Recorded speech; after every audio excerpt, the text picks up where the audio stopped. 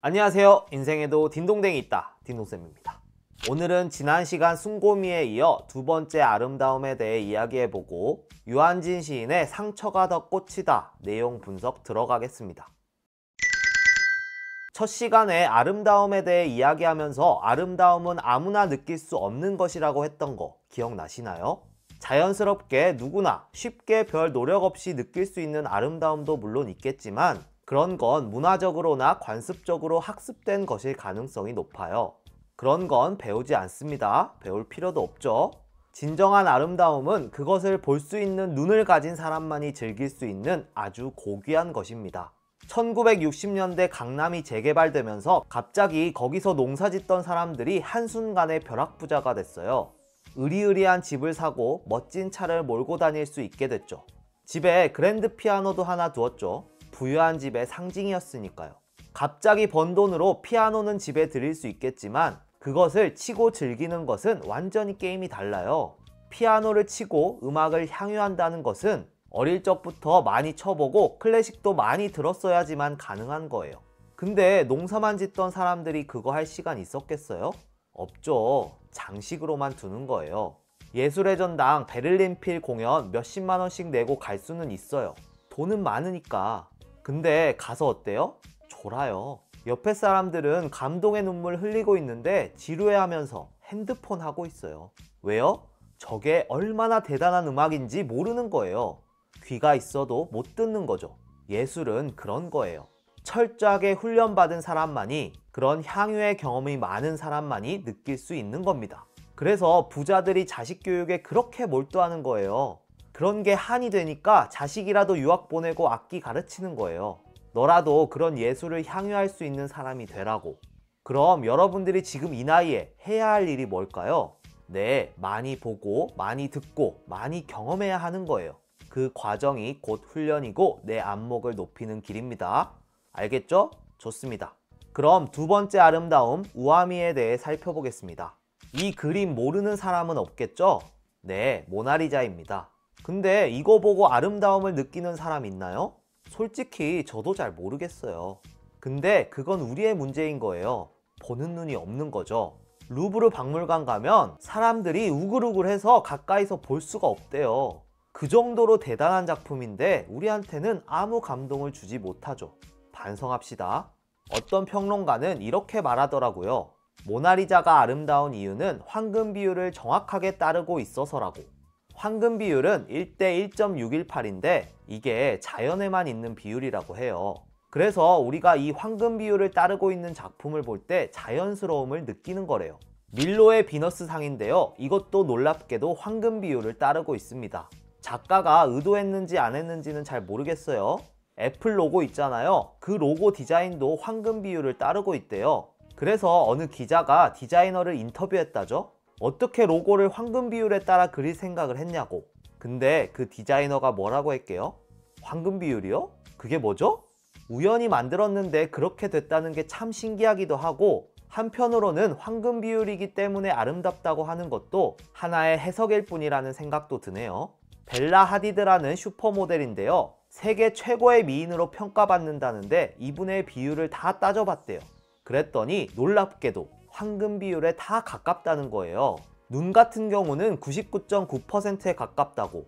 여러분 얼굴 여기에 넣으면 어떻게 될까요? 20%, 30% 나오겠죠? 아무튼 이렇게 설명할 수도 있는 거예요. 우리가 누군가를 보고 예쁘다고 느끼는 이유는 그 사람이 황금 비율에 가깝기 때문이다라고. 우리나라에서 미인으로 손꼽히는 분들입니다. 이분들도 해보진 않았지만 아마 황금 비율에 가까울 거예요. 근데 이렇게 아름다움을 평가한다면 좀 서글퍼지지 않나요? 황금 비율에 얼마나 가까운지로 미인을 가릴 수 있다면 줄 세우기가 가능해지잖아요. 1등부터 65억 등까지. 근데 이거 받아들여지세요? 제가 아까 모나리자가 아름다운 이유를 황금 비율로 설명하는 것은 하나의 해석이라고 말씀드렸죠? 미인을 그렇게 설명하는 것도 사실 하나의 가설일 뿐이에요. 믿을지 말지는 여러분의 자유지만 저는 이건 아름다움이라는 말이 갖는 의미를 생각했을 때 완전히 잘못된 설명이라고 봐요. 우리 어른들이 늘 그렇게 말씀하셨잖아요. 아름다움에는 기준이 없어. 각자가 다 각자의 아름다움을 갖고 있는 거야. 근데 진심으로 여러분 그렇게 생각되세요? 외모 지상주의가 판을 치는 우리 사회에서 이거 누가 믿겠어요? 못 믿지. 근데요, 그 믿기지 못할 말이 진실입니다. 아름답다라는 단어에서 아름이 혹시 무슨 뜻인지 알고 계신가요?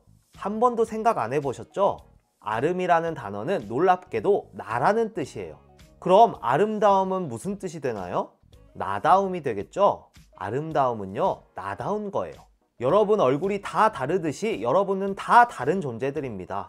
여러분이 누구인지 정확하게 알고 나로 꽃 피워야 하는 거예요. 예를 들어 내가 장미로 태어났으면 가장 아름다운 건 장미로 활짝 피는 거예요.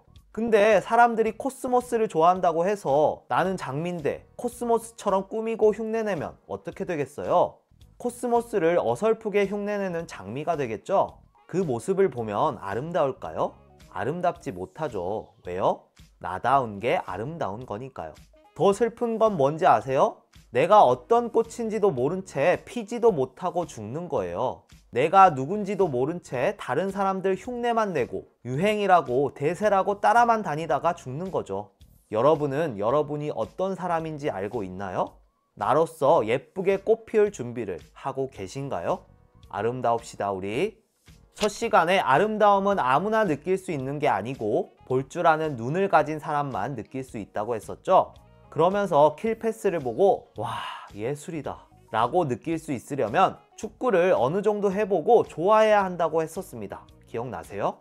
페이커의 플레이를 보고 감탄하는 것도 마찬가지예요. 롤을 해본 사람만이 아름다움을 느낄 수 있는 거죠. 왜요?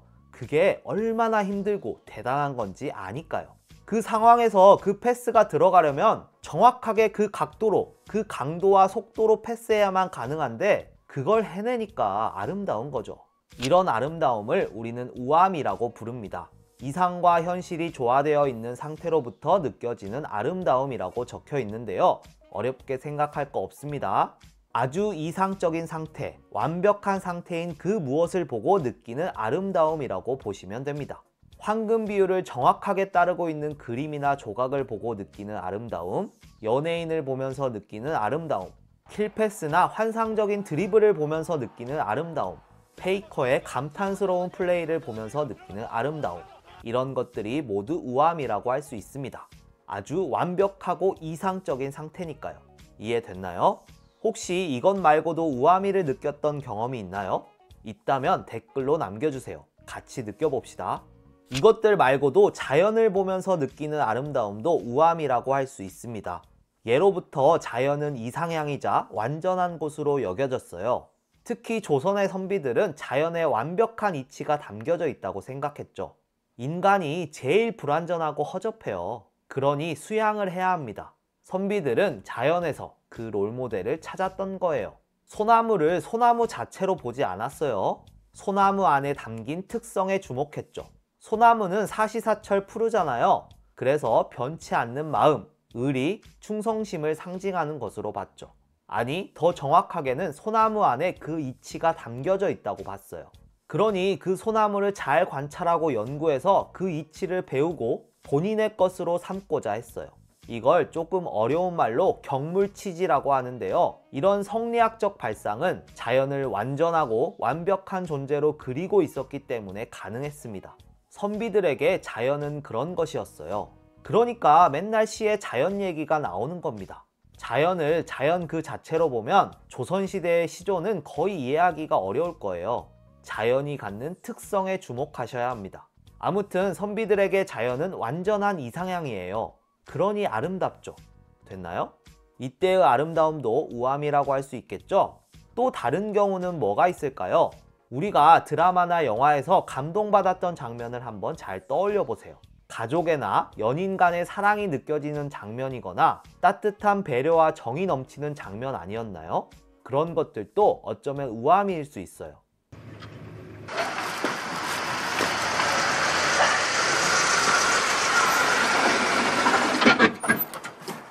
뭐해 여기서? 아니 내릴 거 없어. 여기 이거 받아라.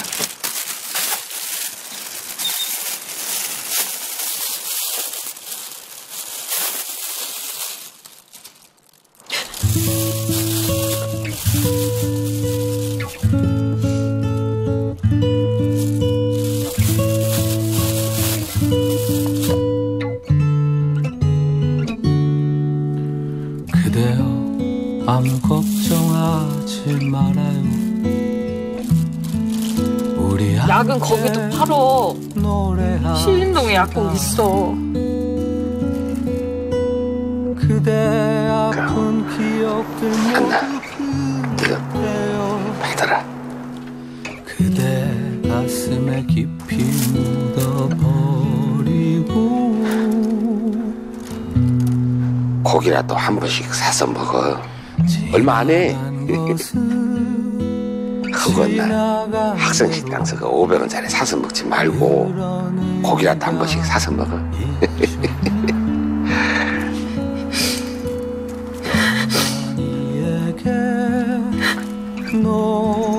노래하세요. 뒤에 차. 없이 사랑했노란 말해요. 아빠 먼저 가. 아이 가시네. 얼른 먼저 가란께. 지나간 것은 지나간 대로 그런 의미가 있죠. 빨리 가. 우리 다 함께 노래하며 얼른 가야. 후회 없이 꿈을 꿨단 말해요. 뭔 일 있으면 전화해야. 지나간 것은 지나간 대로 그런 의미가 있죠. 우리 다 함께 노래합시다.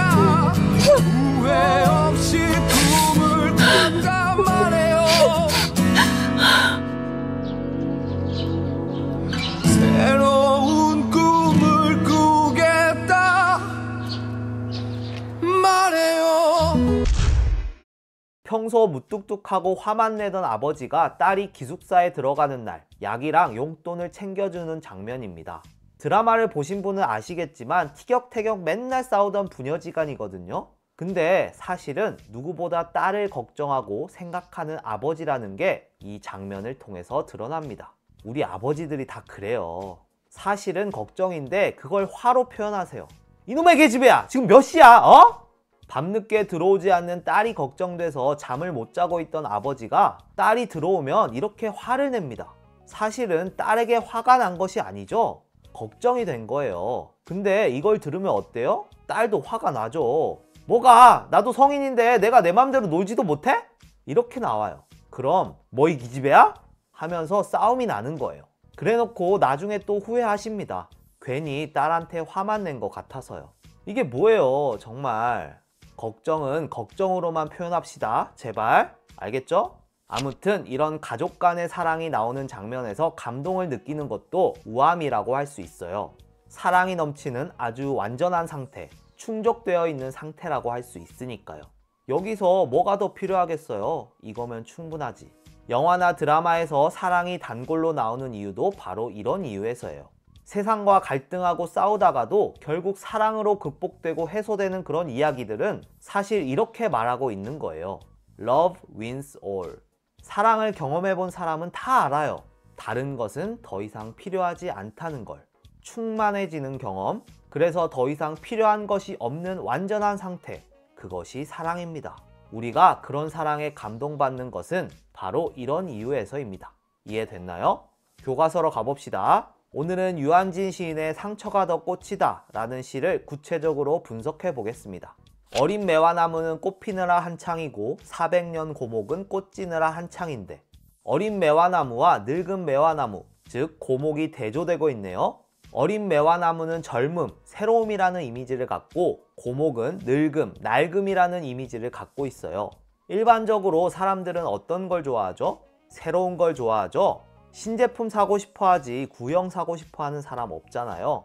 우리 사회는, 더 정확하게는 자본주의 사회는 새로운 것을 추구하고 그것으로 이윤을 창출하는 시스템이에요. 옷 고를 때 항상 입을 옷이 없죠? 왜 그런 줄 아세요? 옷장에 옷 많잖아요. 근데도 입을 옷이 없죠? 모순 같지만 정말 그렇습니다. 왜냐하면 우리는 더 이상 옷을 실용적인 목적으로 사고 입지 않기 때문이에요. 조선시대 때는 똑같은 삼배옷 한 3개 사두면 그걸로 몇십 년 입어요. 구멍나고 해지면 사죠. 근데 우리는 언제 옷 사요? 구멍나야 사나요? 아니죠. 매년 사죠. 계속 새로운 옷이 나오고 유행이 바뀌다 보니까 1년만 지나도 굉장히 낡아 보이고 촌스러워 보여요. 그래서 유행에 뒤처지지 않으려고 최신 트렌드를 따라 멋지고 화려해 보이려고 사요. 근데요, 그거 아세요? 그거 자본이 다 주입시킨 거라는 거? 사람들이 옷에 구멍이 나고 신발에 밑창이 떨어져야만 새 것을 산다고 하면 회사들 어떻게 될까요? 다 망해요. 자본 입장에서는 사람들이 집에 옷이 있어도 계속 옷을 사게 만들어야 되는 거예요. 그래서 소비의 패러다임을 바꿔버립니다. 새로운 유행을 만들고 사람들이 그것을 추종하도록. 근데 재밌는 거 하나 알려드릴까요? 양복이 옛날에는 단추 3개짜리가 유행이었거든요. 근데 점점 줄더니 2개짜리, 1개짜리로 유행이 바뀌었어요. 근데 요즘은 또다시 단추가 늘더라고요. 제가 장담할게요. 다시 또 2개짜리, 1개짜리가 유행할 겁니다. 돌고 도는 거예요. 청바지도 그래요. 저 어렸을 때 힙합 바지라고 해서 통 넓은 게 유행했었어요. 그러다가 스키니진이 나오고 연예인들 다 꽉 조이는 거 입고 나오더니 요새는 보니까 또 통이 넓어졌더라고요. 뭔가 속고 있다는 느낌 안 드세요? 물론 이름은 조금씩 바뀌어요. 스키니진에서 슬림핏이니 테이퍼진이니 디테일한 이름은 자꾸 바뀌는데 결국 새로운 거라고 우겨서 팔려는 속셈이에요. 아닌 거 같으시죠? 제가 자동차를 좋아해서 늘 새로운 차 나오면 보는데요. 솔직히 10년 전 차나 지금 나오는 차나 큰 차이 없거든요. 가장 중요한 엔진이나 미션은 대동소이하고 기타 옵션들만 추가되고 디자인 화려하게 바뀌고 그 정도예요. 일반인들은 전혀 느끼지 못하는 차이인데 그걸 디테일하게 설명하면서 좀 더 나아졌다, 혁신이다 이러면서 팔고 있어요. 솔직히 좀 상술 같다는 느낌을 많이 받습니다. 근데 그 세계에 빠져있는 사람은 0.1%라도 더 좋은 것, 더 새로운 기술이 적용된 걸 사고 싶어 하죠. 걸려든 거예요, 정확하게는.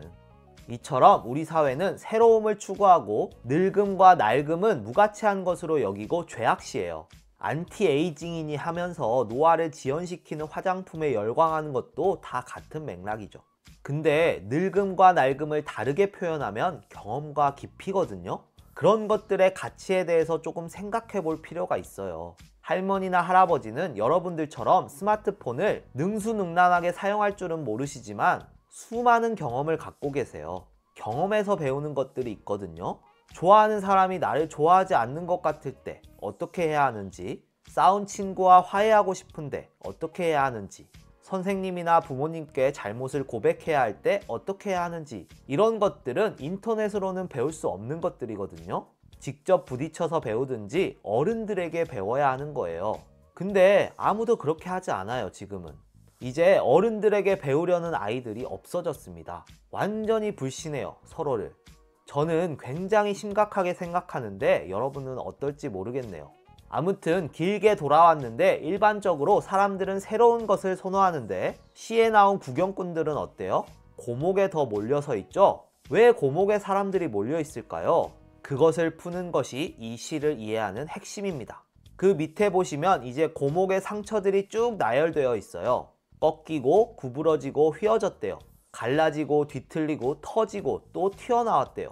진물 나오고 구멍도 패였대요. 그리고 거무죽죽한 혹도 생기고 개미들도 왔다 갔다 거린대요. 여기까지 고목의 상처들을 묘사한 부분이에요. 그럼에도 불구하고 의연하고 의젓하대요. 의연하다는 것은 의지가 굳세다는 뜻이고 의젓하다는 말은 점잖고 무게가 있다는 뜻이에요. 400년 동안 수많은 상처가 생겼지만 고목은 어때요? 아프다고 징징대거나 호들갑 떨지 않죠? 묵묵하게 그냥 버티고 감내하고 있어요. 이게 어른이고 선비의 자세예요. 그래서 선비들이 좋아했나봐요. 사군자 중 으뜸답다고 나오죠? 사군자는 매화, 난초, 국화, 대나무로 옛날부터 선비들이 좋아했던 식물들이에요. 마치 군자의 덕을 갖추고 있다고 해서 사군자라고 했죠. 아까 말씀드렸죠? 선비들은 자연물을 자연물 자체로 보는 게 아니고 거기서 어떤 인간의 특성을 발견한다고. 매화는 어떤 특성을 담고 있을까요? 매화는요, 겨울에 피는 꽃이에요. 죽이죠? 겨울에 피는 꽃이라니. 너무 멋지잖아요. 어떤 의미를 갖겠어요? 시련과 고통을 이겨내는 어떤 강인한 사람이 떠오르죠? 이제 어째서 사람들이 고목 앞에 모여서 상처를 구경하는지 감이 잡히시나요? 상처는 그 당시에는 너무 고통스럽고 힘들겠지만 버티기만 하면 그걸 극복했다는, 이겨냈다는 강인함의 증표가 돼요.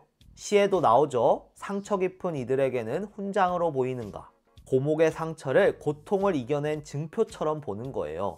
그러면서 나도 이 힘든 시기를 이겨내면 지금의 이 상처들이 훈장처럼 자랑스러워지겠지? 이렇게 생각하는 거죠. 니체라고 제가 좋아하는 철학자가 한 유명한 말이 있어요. 나를 죽이지 못하는 고통은 나를 더욱 강하게 만든다. 고통은요, 버티기만 하면 우리를 무조건 강하게 만들어요. 그러니 상처받고 고통스럽다고 좌절하지 마세요. 오히려 이렇게 생각해 보는 거예요. 내가 더 강해지는구나. 하나님께서는 그 사람이 이겨낼 수 있는 만큼의 고통만 주십니다. 위대한 사람에게는 위대한 고통이 주어져요. 하찮은 인간에게는 하찮은 고통만 주시죠. 그럼 여러분이 정말 힘들 때 어떻게 생각하면 될까요? 아, 하나님께서 나를 위대한 사람으로 쓰시려나 보다. 이렇게 생각하시면 돼요. 그럼 위안이 좀 되실 겁니다. 제가 정말 힘들 때 그랬어요. 그러니 꼭 고통과 상처를 나쁘게만 보지 마세요. 나를 더 강하게 만드는 자양분이라고 생각해 보는 거예요. 알겠죠? 밑에 상처 도지는 이들에게는 부적으로 보이는가? 화자가 상처를 구경하고 있는 사람들을 보면서 추측한 거예요. 이 사람들은 무슨 생각을 하고 있을까? 부적처럼 여긴다는 건 뭘까요? 부적은 보통 악귀를 쫓아낼 때 쓰는 거죠? 고목의 상처를 부적처럼 여긴다는 건 이렇게 볼 수 있겠네요. 내 상처와 고통을 부적처럼 물리쳐 주길 바라는 마음에서, 자신의 고통이 멈추길 바라는 마음에서 그렇게 고목을 구경하고 쓰다듬는 거죠. 이해됐나요? 100년 못된 사람이 매화 400년의 상처를 헤아리려마는 헤아릴 수 없다는 뜻이죠. 감탄하고 쓸어보고 어루만지기도 한다. 어떤 마음에서 그런다고 했죠? 나도 지금의 이 고통을 이겨내야지. 혹은 제발 고통아 이제 물러가라. 이런 마음으로 쓸어보고 어루만지고 향기까지 맡아보는 거예요. 진동하겠지 상처의 향기. 이 부분이 조금 독특합니다. 일단 상처에서 향기가 나나요? 상처는 일반적으로 시각적 혹은 촉각적인 정보이기 때문에 상처가 빨갛다 라거나 상처가 너무 아프다 라고 하지 상처가 향기롭다고 하지는 않아요. 일상적으로는 쓰지 않는 말인 거죠. 이게 시적인 표현이고 문학적인 표현이에요. 일상 언어와는 다른 우리의 문법에는 맞지 않는 표현. 네, 시인이 의도적으로 어떤 의미를 담아서 쓴 겁니다. 그럼 우리가 해야 할 일은 뭘까요? 그렇죠. 그 의도와 의미를 풀어보는 거예요. 왜 상처에서 향기가 난다고 했을까요? 향기는 기본적으로 긍정적이고 좋은 거죠. 보통 안 좋은 건 냄새라고 쓰니까요. 그럼 상처를 긍정적으로 보고 있다는 건데 어떤 점에서 상처를 긍정적으로 보고 있는 걸까요? 그렇죠. 앞에서 쭉 이어왔던 맥락과 같아요. 상처 그 자체가 중요한 것이 아니라 상처를 만든 고통, 그 고통을 이겨낸 강인함을 긍정하는 거예요. 그걸 예쁘게 상처의 향기라고 표현한 것이고요. 이해됐나요? 마지막입니다. 상처야말로 더 꽂힌 것을. 상처가 더 꽃이라니. 일단 말이 또 이상하죠? 상처가 꽃이라는 말도 이상하고 더 꽃이다라는 말도 이상해요. 꽃이면 꽃이지 더 꽂힌 건 뭐예요? 일단 모순이에요. 뭐 떠오르는 거 없나요? 그렇죠. 역설. 겉보기에는 모순이지만 그 안에 깊은 뜻이 담겨 있는 표현. 상처가 더 꽃이라는 말은 어떤 깊은 뜻, 어떤 삶의 진실을 담고 있을까요? 그렇죠. 앞에 상처의 향기와 같아요. 상처 모양이 꽃 모양이라서 꽃이라고 한 게 아니에요. 꽃이라고 한 것은 그만큼 아름답다는 거고 더 꽃이라는 표현은 꽃보다 더 아름답다는 그런 표현이에요. 상처가 꽃보다 더 아름답다. 무슨 뜻이겠어요? 그렇죠. 고통을 이겨낸 상처가 더 정확하게는 그것을 이겨낸 강인한 정신이 꽃보다 더 아름답다는 그런 뜻이 됩니다. 정리됐나요? 좋습니다. 그럼 시 분석은 여기까지 하겠고요. 다음 시간에는 세 번째 아름다움인 골개미와 함께 시를 정리해보는 시간을 갖겠습니다. 그럼 여기까지 딩동댕 딩도쌤이었습니다. 빠이!